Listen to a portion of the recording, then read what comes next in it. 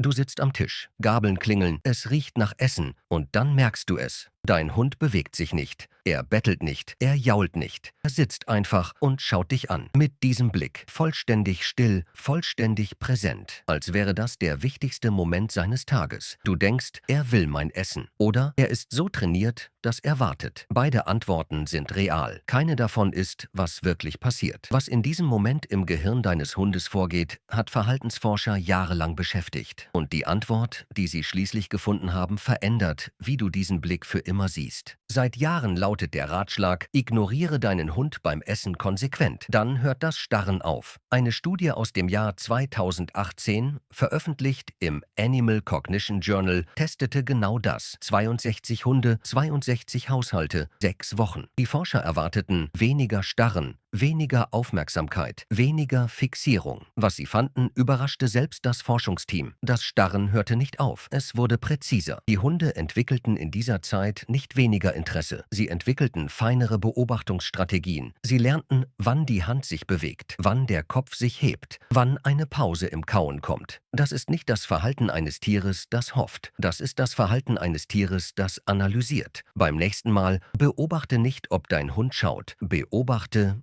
wie er schaut. Folgt sein Blick der Gabel, deinen Augen, deinen Händen? Die Antwort sagt dir mehr über seine kognitive Kapazität als jeder IQ-Test für Hunde. Azabu Universität, Japan 2015. Forscher installierten Kameras in 30 Haushalten und maßen die Oxytocinwerte, das sogenannte Bindungshormon, bei Hunden in verschiedenen sozialen Situationen. Beim Spielen, beim Streicheln, beim gemeinsamen Gehen und beim Beobachten ihres Menschen beim Essen. Die Ergebnisse waren signifikant. Sehr. Der Oxytocinausschüttung während des Essensschauens war vergleichbar mit dem, was Hunde beim direkten Körperkontakt zeigten. Nicht identisch, aber im selben neurochemischen Bereich. Gleichzeitig zeigte dieselbe Studie, dass Hunde, die keinen Augenkontakt mit ihrem Menschen hielten, signifikant niedrigere Oxytocinwerte aufwiesen. Wie ist das möglich, wenn der Hund doch gar nicht berührt wird? Was wie Gier aussieht, ist in Wirklichkeit eine Form von Nähe. Dein Hund schaut dich beim Essen an, weil dich anzuschauen für sein Nervensystem das Äquivalent von Berührung ist. Er braucht das Essen nicht. Er braucht dich. Ab heute triff seinen Blick. Kurz, 2 Sekunden. Kein Futter, kein Kommentar. Nur Blickkontakt. Dein Nervensystem und seins führen gerade ein Gespräch. Du hast nur nie zugehört. Bei Hunden, die täglich mit anderen Hunden Kontakt hatten, zeigten Kameras. Sie schauten ihren Menschen beim Essen durchschnittlich 4 Minuten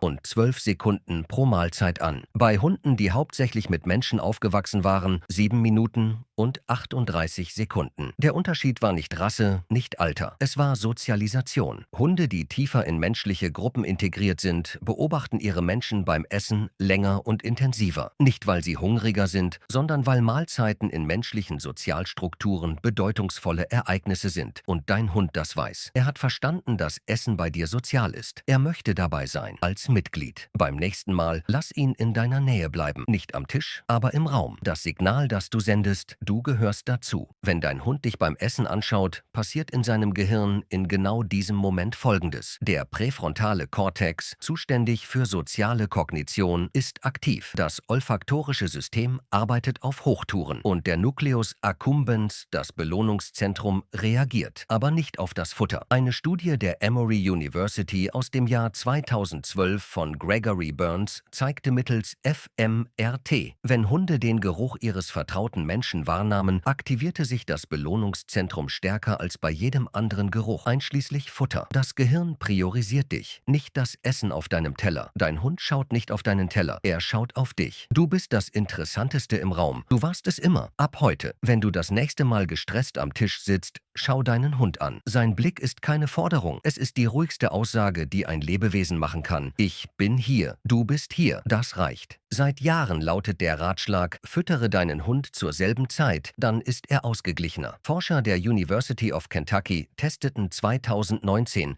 was in den 20 Minuten vor einer regulären Mahlzeit im Körper von Hunden passiert, ohne dass die Besitzer etwas taten. Kein Geräusch, kein Signal. Cortisolwerte stiegen leicht an, Herzrate erhöhte sich minimal und der Fokus der Hunde, gemessen durch Eye-Tracking, verlagerte sich auf den Bereich, in dem ihr Mensch normalerweise ist. Dein Hund weiß, wann du isst, bevor du selbst es weißt. Das ist nicht Konditionierung, Das ist eine interne Uhr, die auf deinen Rhythmus kalibriert ist. Dein Hund hat deinen Tagesablauf so tief verinnerlicht, dass sein Körper biochemisch auf deine Routinen reagiert. Du bist sein Kalender, seine Uhr, seine Orientierung. Beim nächsten Mal beachte, was dein Hund macht, wenn du deinen Stuhl ziehst. Kommt er? Legt er sich? Schaut er zur Küche? Er folgt einem Skript, das du geschrieben hast, ohne es zu wissen. University of Lincoln, 2015. Forscher zeigten Hunden Bilder menschlicher Gesichter. Glücklich, wütend, neutral. Gleichzeitig spielten sie menschliche Stimmen in verschiedenen emotionalen Tönen ab, aber absichtlich in einer anderen Sprache als die Hunde kannten. Die Hunde erkannten Übereinstimmungen und Widersprüche. Wenn das Gesicht wütend war,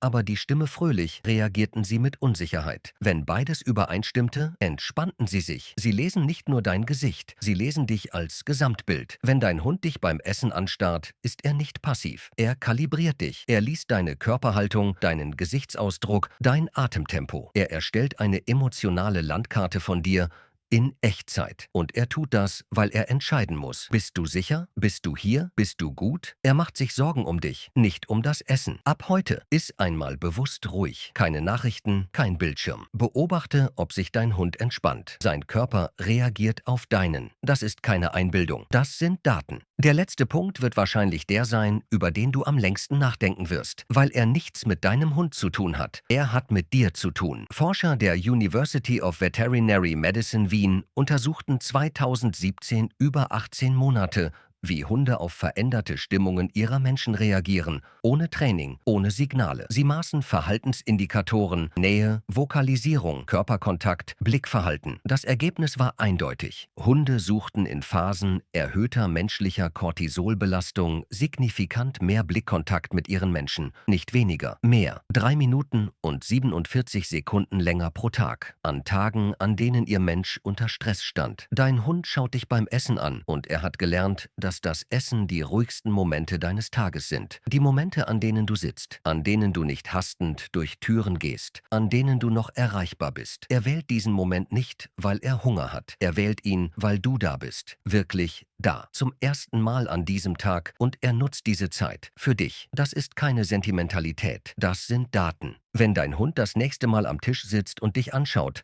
weißt du jetzt, was du siehst. Du siehst kein Tier, das bettelt. Du siehst kein Tier, das hofft. Du siehst ein Nervensystem, das auf deins kalibriert ist. Du siehst ein Gehirn, das dich analysiert, kategorisiert und priorisiert über alles andere im Raum. Was dein Hund jede Mahlzeit tut, ist in der Bindungspsychologie eine der fundamentalsten Verhaltensweisen, die es gibt. Er nennt dich nicht beim Namen, aber sein Nervensystem kennt deins. Seit dem ersten Tag. Du bist nicht derjenige, der einen Hund hat. Du bist derjenige, dem ein Hund seine Aufmerksamkeit schenkt. Jeden Tag. Ohne Ausnahme. Ohne Gegenleistung. Das ist eine Form von Bindung, für die die Evolutionsbiologie 15.000 Jahre gebraucht hat. Du sitzt gerade mittendrin. Ich will wissen, was macht dein Hund, wenn du isst? Schaut er zu? Bleibt er fern? Oder legt er sich einfach unter deinen Stuhl? Schreib es in die Kommentare. Wenn du verstehen willst, warum dein Hund dich so ansieht, wenn du weinst, das nächste Video. Und die Wissenschaft dahinter ist noch unerwarteter, als du denkst.